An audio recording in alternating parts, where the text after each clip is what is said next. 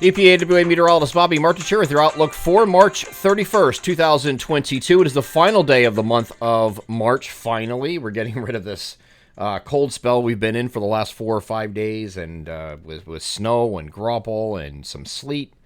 Some areas had some freezing rain. We're finally going to be much warmer today. 64 to 72 is the spread from northwest to southeast. But we're still going out like a lion because we do have some strong to severe thunderstorms possible later today, and I'll get to that here in this video today. We're also going to have some windy conditions prior to that once we get into the afternoon hours leading up to it. So we have this. This is all associated with this cold front moving through, and there's an area of low pressure that is forming along this boundary. It's right here. This is going to be moving kind of like in this direction like this, and there's going to be a squall line associated with this, which is its attendant cold front moving through. And when it does so, that will be during the evening, and that's when we have the severe wind threat that the Storm Prediction Center has a slight risk for most of the area, which I have this graphic somewhere. There it is.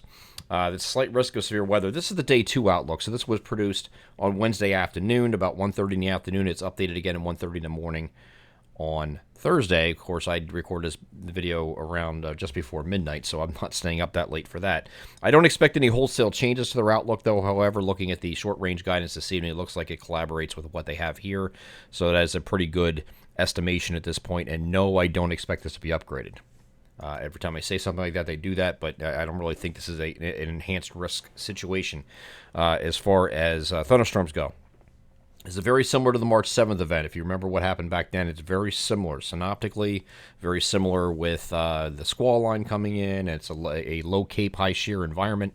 Very similar to what happened on that date. So if you do recall what happened on that date, then you'll get an idea of what you could expect possibly from this kind of event. Okay, the severe weather happening across the deep south is now going to be moving eastward and will affect Georgia and Florida. So this part is part of the main parent system that we're going to be experiencing, the same one that produced severe weather in the south, but the bulk of that is going to be down in these areas here with the tornado threat today.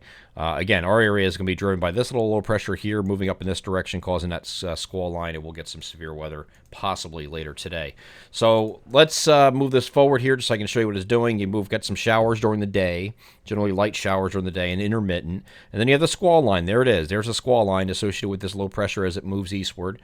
And it continues all the way to the coast and then off the coast. Have some residual showers in the overnight period, and then that's it. Let's go over the NAM high-res future simulator radar, and I'm going to start this off here at 8 a.m. You can follow on the timestamp right here in the upper right-hand corner of the video. And moving this forward, you can see some generally light showers moving through during the morning hours here. And then it becomes more intermittent in the afternoon, just a few pop-up showers. Here's that squall line getting going, and this is going to be like mid to late afternoon. It starts getting going in our central PA counties, and then it moves eastward. The timing is a little bit in question still at this point, but I'm going to give you a generalization just to give you an idea. This is going to move eastward, and once we get into the evening hours, I think is when it's going to affect most of our areas. So during the evening hours, during the course of the evening hours, we'll have this line of storms moving eastward. And then once it moves through, the wind's going to die down. And that'll be it for the wind. This goes all the way to the coast. We do have some residual showers that are going to hang around after that point, and we'll head into the overnight, maybe even into early Friday morning. So we'll see how that works out as far as precipitation after the front moves through. Now, the next part of this is going to be the wind. The wind is shown here. This is looking at noon, and it's showing some pretty high wind gusts here, as you can see. Plenty of upper 40s and low 50s here. Well, this is not going to happen exactly this way, and the reason is because we have a temperature inversion in place in the morning. So I'll get to that in a second. What's responsible for this wind is this screaming 850 millibar jet coming right over top of the region. This is at the 5,000 foot level above the ground, and you have some winds here that are generally between 60 and 75 knots. So that's pretty strong, okay? But that's at that level, 5,000 feet. We don't have any locations within our region that are that high of an elevation. Okay, so we're not looking at winds that high, and there's also a capping inversion in the morning. So this is a sounding for just about everywhere. Has the same idea here. Temperature in the morning, you got temperatures in the 40s down here. There's a capping inversion right here, right there. I'm gonna change the color here so you can see this because I don't know why it's not doing. Here we go. See this? See how it goes up like this, and then it goes down. Normally, when you go up on altitude, it's just like if the temperature was whatever it is, it usually just goes straight up like this, okay? this curvature out to the right here means that it's actually getting warmer aloft as you get increase in altitude. And that inversion will help prevent the downward transport of those high wind gusts to the surface and will mitigate most of that. So that's the idea there. And I'm going to change this back to black so I don't forget. There we go. And so that's that. So I don't think it's going to be an issue in the morning. I think once we get into the afternoon hours, between 12 and 2, say, we'll start picking up on the wind gusts. And at that point, the winds aren't going to be this ridiculous because this low-level jet is going to move to the east. See that? It starts moving away. Okay? So when we get in the afternoon, we generally have some gusts 30 to 40 miles per hour, some isolated peaks a little higher than that, but those are going to be those will be pretty consistent across the entire region, and this is going to culminate with that squall line coming through. What can the squall line do? Well, the squall line is going to produce some gusts that are going to be 35 to 45 miles per hour pretty commonly across the region, and you could have some peak gusts in the 50 to 60 mile per hour range, very similar to what we saw on March 7th, okay? So but once this squall line moves through, here's the back edge of it right there. See, once it moves through, the winds die down considerably, okay? Now behind this, you will have some gusty winds, cold air advection related. It is not associated with any kind of system. This will be cold air advection related on Friday. We have some gusts here that are 15 to 25. So it will be a breezy day with isolated gusts of 30 during the day and during the evening. And then the overnight will start to die down a little bit. So that'll be in the wake of the system on Friday, okay? So that's generally the what we're looking at here. So we're looking at, we just have to narrow down exact timing. We'll send out alerts for that this morning. If you're not subscribed to the alerts for the My Pocket Meteorologist program, this is the last day of the winter program.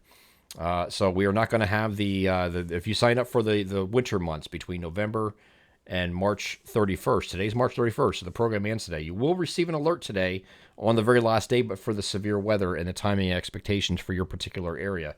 If you want that to continue, you're going to have to go to this address right above me, epawaweather.com/MPM, and sign up for the text alerts either on a monthly,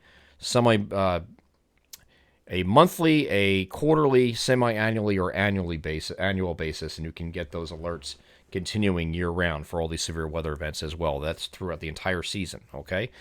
So we'll continue to stay on top of this morning. We'll, of course, send those out probably late morning. We'll send those alerts out today. And here is the rest of Friday. Again, you could have a few showers here on Friday. Not a real big deal if I go back to that.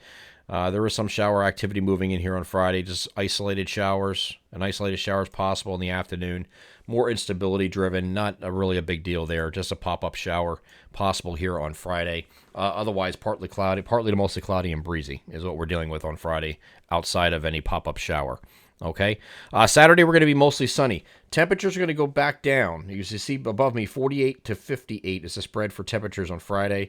That's pretty much going to be the same idea going forward for the week ahead. We have temperatures in the generally middle 50s, but we'll have a little bit of a spike Monday and Tuesday where we'll get temperatures in the upper 50s to near 60 or maybe lower 60s in that time frame, but it's generally going to be middle 50s otherwise is what we're dealing with going forward through the next 7 days aside from Monday and Tuesday. So we have mostly sunny skies on Saturday, again, mid-50s. Mid-50s on Sunday. We have this little weak shortwave coming at us. It could touch off a few showers. Not a real big deal here either. Just a few light showers possible during the day on Sunday. And then Monday, again, and Tuesday, you're going to have a slight warm-up, upper 50s to low 60s in those 2 days. And you have a chance for showers coming in here on Monday night. A break in the action Tuesday where you're kind of just mostly cloudy in between two systems. And then this next one coming in could be another impactful system, this time just in the form of rain, though, not severe weather. And we're looking at some rain coming in on Tuesday night and continuing into at least Wednesday morning. And then there's going to be another cold front coming through here, it looks like, on Thursday of next week. So a lot of stuff going on here, a lot of busyness to talk about. But we're just focused primarily here on the severe weather aspect of things. And we're going to time this out today with the alerts that we send out that are going to be sent out by late morning. The forum will have a proprietary severe chart of what to expect on a 1 to 10 scale probability of each different severe parameter. We'll have that out this morning as well. I'm EPAWA meteorologist Bobby Marchers. That is your outlook for March 31st, 2022. Have a great Thursday.